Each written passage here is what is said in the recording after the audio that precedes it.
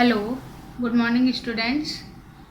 आज देखो अपन दो अपने कल बाजरा के कर लिए थे और आज मैं दोनों आपको कपास के कॉटन के करवा रही हूँ ताकि दो दो पेयर में आप करोगे तो आपको ज़्यादा याद रहेगा। ठीक है, तो इसमें पहला है कपास का मलानी रोल या कॉटन विल्ट। अब ये जो कॉटन विल्ट है इसका एक नाम और है मुरझान या उगता, क्योंकि इसमें जो प्लांट है वो मुरझा जाता है, इसलिए इसका एक नाम और है मुरझान। मुरझान तो जो विल्ट होता है या मलानी होता है उसको एक तरह से मुरझान ही बोलते हैं। ठीक है, और सबसे ज़्यादा जो है ये हालांकि कपास के लिए अपने को ब्लैक सॉइल या काली मिट्टी चाहिए और इसलिए वहाँ पर ये ज़्यादा होता है, काली मिट्टी के कारण जो है ये कपास में बहुत ज़्यादा होता है। फिर उसके बाद में अगर हम थोड़ा सा, क्योंकि पहले भी मैंने आपको कहा है कि डिजीज़ के बाद में आप तुरंत पैथोजन का देखो, तो यहाँ पे जो पैथोजन है वो पैथोजन क्या है, फ्यूजेरियम ऑक्सीस्पोरम। ठीक है, और इसकी स्पेशल वैरायटी क्या है, वैसिन फैक्टम। तो ये यहाँ पर इसका पैथोजन हो गया और ये भी एक फंगस है और सॉइल जो है सॉइल बॉर्न है यहाँ पे। ठीक है, यहाँ सीड कहते हैं पर सीड बॉर्न ये कम ही मिलती है, बाकी ये जो है सॉइल बॉर्न या मृदा जनित जो है डिजीज होता है या कवक होता है जो कि काली मिट्टी के कारण जो है इन प्लांट्स में फैलता है। फिर उसके बाद में देखो कि ये मैं आपको डायग्राम भी बता रही हूँ, इसके जो स्पोर्स हैं उन स्पोर्स को हम क्या बोलते हैं, कोनिडिया। ठीक है, तो जो जैसे अभी तक पक्सिनिया वगैरह में अपन ने बेसिडियम और इस तरह से देखे थे, तो इसके जो स्पोर्स हैं और जो अभी आप इसमें सरसों वाले मस्टर्ड वाले में तो उसमें भी कोनिडिया था, एल्बुगा कैंडिडा वाला, तो इनको भी अपन क्या बोलते हैं, कोनिडिया बोलते हैं। और जिसमें ये बनते हैं तो ये क्ले माइडो स्पोर्स। ठीक है, इस तरीके से हम इसका नाम देते हैं। और ये जो है अधिकतर क्योंकि मृदा जनित रूट के थ्रू ही जो है प्लांट में एंटर करती है। ठीक है, अब अपन इसके थोड़े से सिम्टम्स देखते हैं। तो सिम्टम्स में ये जो है सबसे पहले लीव्स में दिखती है और जो पूरा प्लांट है क्योंकि अपन ने मुरझान नाम दिया है, तो पूरा का पूरा जो है उसमें मिट्टी के अंदर जो है छोटे छोटे पत्ती के अंदर छोटे छोटे से स्पॉट्स दिखने लगते हैं, वो थोड़ी सी मुरझाने लगती हैं, पीली पड़ने लगती हैं। तो ये इसकी स्टार्टिंग है और फिर धीरे धीरे जो पूरा प्लांट है वो पूरा का पूरा प्लांट क्या हो जाता है, सूख जाता है। तो ये इसकी पहली अवस्था है।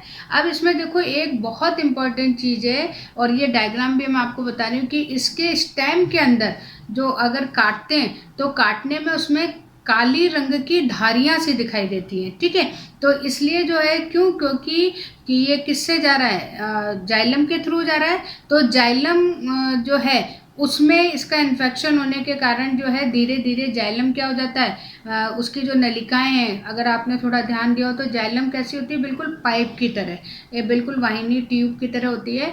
तो वो अवरुद्ध होना चालू हो जाती है, यानी कि उसमें वो फंगस जो है इसके स्पोर्स या कवक जाले वो फंसना चालू कर देते हैं। और अगर आप देखोगे तो इसमें बिल्कुल आपको काले, और ये काला जैसे अपनी त्वचा है उस त्वचा में मेलेनिन पिगमेंट होता है, तो इसमें भी मेलेनिन पिगमेंट होता है, मेलेनिन वर्णक होता है, जिसके कारण ये काली रंग की दिखाई देती है। तो ये यहाँ पर इम्पॉर्टेंट है। फिर उसके बाद में देखो ये ज़्यादा इसका नहीं, फिर अभी एक और अपन कपास की करेंगे।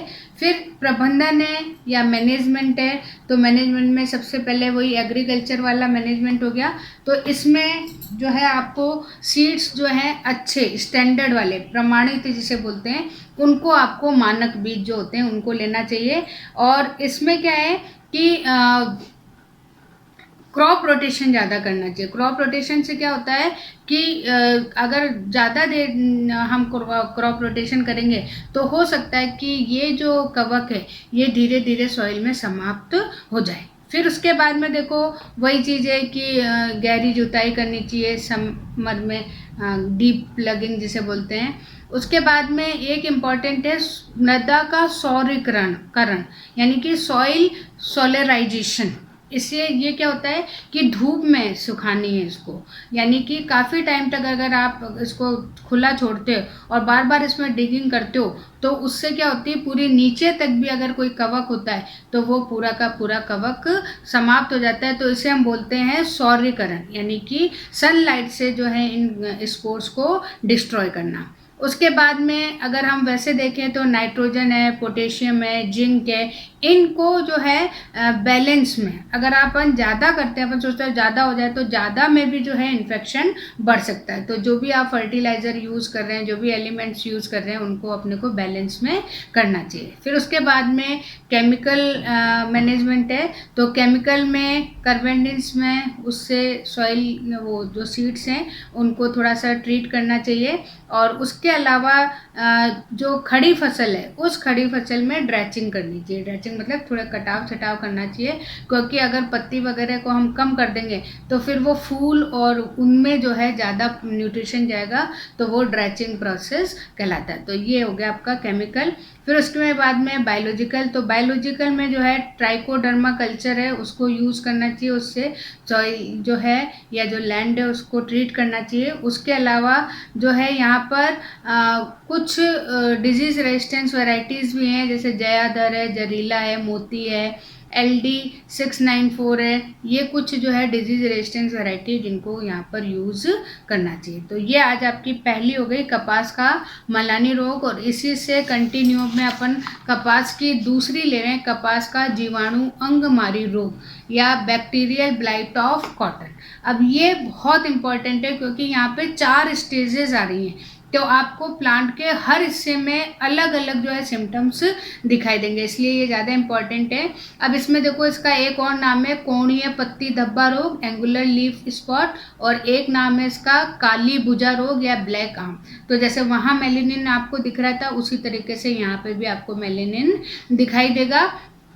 अब यहाँ पे देखो, सबसे पहले अपन अगर पैथोजन की बात करते हैं तो यहाँ पर जो पैथोजन है वो पैथोजन क्या है, जेंथोमोनास ऑक्सिनोपोडिस पैथोवार, यहाँ इसका दे रखा है मालवेसियरम। मालवेसियरम इसलिए कि ये मालवेसी फैमिली को ज़्यादा इफेक्ट करता है, तो इसलिए मालवेसी। और ये यहाँ पर ध्यान रखना, कवक नहीं होके ये जीवाणु है। तो थोड़ा सा ये जो डिफरेंसेस है ये आपको करके चलने हैं। और उसके बाद में अगर हम देखते हैं तो ये भी सीड बॉर्न और जो है सॉइल बॉर्न डिजीज होती है। तो यहाँ पे थोड़ा से रोग प्रति जो का हो गया। अब उसके बाद में अपन इसके लक्षण पढ़ते हैं। तो लक्षण में यहाँ पर इस डिजीज़ के लक्षण को 4 में डिवाइड किए, यानी कि हर जगह, और ये चारों डायग्राम में आपको देती जा रही हूँ कि हर स्टेज पे जो है इसका इन्फेक्शन आपको दिखाई देगा। सबसे पहले है नवजात पादप अंगमारी, यानी सीडलिंग ब्लाइंड। यहाँ आप देखो कैसे जो सीडलिंग जैसे ही डेवलप होता है वैसे ही इन्फेक्शन हो जाता है। वो कब होगा, जबकि सॉइल में बहुत ज़्यादा इन्फेक्शन पहले से है, तो जैसे ही आप सीड ग्रोन करोगे वैसे ही इसकी सीडलिंग आपको बिल्कुल ख़राब दिखाई देगी। और सबसे इम्पॉर्टेंट चीज़ है कि जो इसके कॉटिलिडन होते हैं उन कॉटिलिडन में जल शक्ति धब्बे, ये ध्यान रखना, इसको बोलते हैं वाटर सोक्ड स्पॉट। यानी कि जैसे मान लीजिए कि कभी आप अपने पास में कोई कागज़ है, उस कागज़ पे आप थोड़ा सा पानी डालो, तो पानी तो आपने बहुत कम डाला लेकिन वो धीरे धीरे बढ़ जाएगा, और जब आप उसको उठा के देखोगे तो वो चीज़ आपको ट्रांसपेरेंट दिखाई देगी। तो ये कहलाता है जल शक्ति धब्बे। तो इसमें भी जो है ऐसे धब्बे जो है ट्रांसपेरेंट स्पॉट्स दिखने लगते हैं जिन्हें जल शक्ति धब्बे कहते हैं। और फिर बाद में ये ब्राउन या ब्लैक कलर के हो जाते हैं और फिर धीरे धीरे पूरे प्लांट्स में फैल जाते हैं। तो ये है आपका फर्स्ट सीडलिंग ब्लाइंड। फिर उसके बाद में सेकंड इसकी स्टेज है कोणीय अंगमारी। अभी पहले सबसे पहले बीज पत्र में थी, अब पत्तियों में आ गई, जैसे अपन एंगुलर लीफ स्पॉट कहते हैं। तो यहाँ जैसे आपको दिख भी रहा है, लीफ के अंदर आप देखो कैसे छोटे छोटे से इसमें धब्बे ब्राउन कलर के दिखाई दे रहे हैं। और ये धब्बे भी कौन से हैं, जल शक्ति धब्बे या वाटर सॉक्ड स्पॉट। तो ये यहाँ पे हो गए। यहाँ पे भी जो है पहले ये थोड़े से आपको ट्रांसपेरेंट दिखाई देंगे, फिर धीरे धीरे जो है काले भूरे रंग के ये बदल जाते हैं और वहाँ से पत्ती पूरी टूटनी चालू हो जाती है। फिर तो तीसरी पेज का वो है यहाँ पे अभी पत्ती, अब ये आ गया किसमें, तनु में।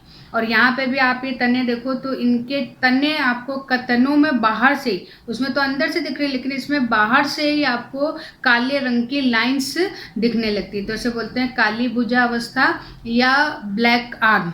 और ये भी मेलेनिन के कारण होती है। पहले इसमें धब्बे बनते हैं और फिर धीरे धीरे धीरे ये इसके रेशों में या फाइबर में फैल जाती है और फिर ये पूरे के पूरे जो है काले रंग के स्टेम्स इसमें दिखने लगते हैं। फिर जो चौथी अवस्था है इसकी कि अगर यहाँ तक भी बच गया तो फिर ये इसके फ्रूट पे, और इसका फ्रूट आप जानते हो डोडा जिसे बोलते हैं। अब इस डोडे के अंदर जो है ऊपर पे ही आपको ऐसे धब्बे से दिखाई देंगे और वो भी जल शक्ति धब्बे हैं जो पहले ट्रांसपेरेंट और फिर बाद में गहरे काले कलर के दिखाई देने लगते हैं। फिर अंदर आपको पता है इसके अंदर क्या होती है, इसके अंदर कॉटन होती है, रुई होती है, उसके फाइबर्स होते हैं, तो वो फाइबर भी धीरे धीरे क्या हो जाते हैं, ख़त्म हो जाते हैं, वो भी पूरे के पूरे नष्ट हो जाते हैं, जिससे अगर थोड़ा बहुत होता भी है तो उसकी क्वालिटी है वो अच्छी नहीं होती। तो 4 स्टेप में यहाँ पर कंप्लीट होता है आपका ये वाला डिजीज़।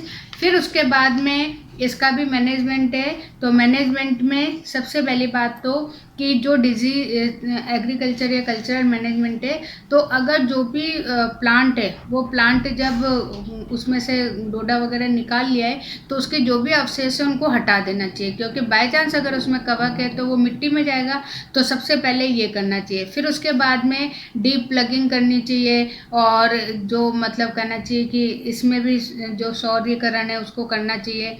और जब हम बीज को बो रहे हैं, हालांकि नहीं है उसमें लेकिन फिर भी हमें उसे बोने से पहले लगभग 50 डिग्री या 55 डिग्री के आसपास जो है थोड़े गर्म पानी में रखना चाहिए, तो अगर कोई संक्रमण हो तो वो भी वहाँ पर ख़त्म हो जाए। फिर हम केमिकल है, तो केमिकल में देखो ये इम्पॉर्टेंट है, बीजों को रुई रहित करना। पहले अगर आपने डोडेस के बीज देखे हो तो उस बीज के ऊपर रुई लगी रहती, क्योंकि रुई पूरी निकलती नहीं है।